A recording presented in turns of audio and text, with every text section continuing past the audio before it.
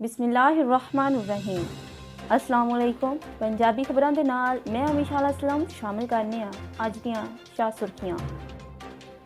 बलदियाती कानून के खिलाफ MQM ते PTI जमात इस्लामी का 19 दसंबर नूं एहतजाज। सूबे नूं लसानी फसादात की जानब तों धकेलिया जा रहा है। ख्वाजा इजहारुल हसन। खुरमशेर जमान का DMCs दफातरां दे बाहर भुख हड़ताल करन दा ऐलान। हाफिज नईम दा बिलावल भुट्टो मुराद अली शाह तों बयानात ते माफ़ी मंगन दा मुतालबा। पीपल्स पार्टी पाकिस्तान ना खप्पे दे नारे ते अमल कर रही है। अदारे पीपल्स पार्टी नूं दहशतगर्द बनान तों रोकन। गबन खुद करदे ने इल्जाम पंजाब ते अदारियां ते लांदे ने।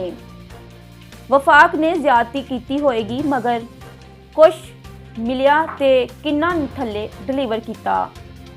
पंजाब विच बलदियाती इंतखाबात EVM तो होणगे। महमूद रशीद। इलैक्शन कमीशन दे नाल गलबात हो रही है। इत्तेहादी आन बोर्ड ने।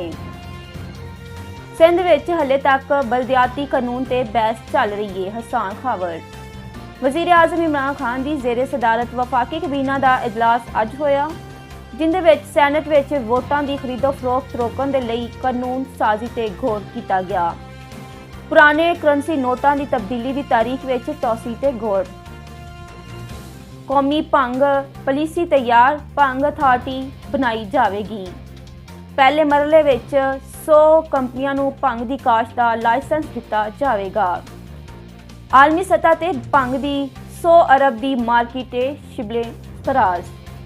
शिबले फराज का कहना है काश्त तो अदवायात ते टैक्सटाइल की इंपोर्ट घट होगी। सनत ते मकामी पैदावारी यूनिट्स नूं गैस की बंदिश की एवं तब्दीली।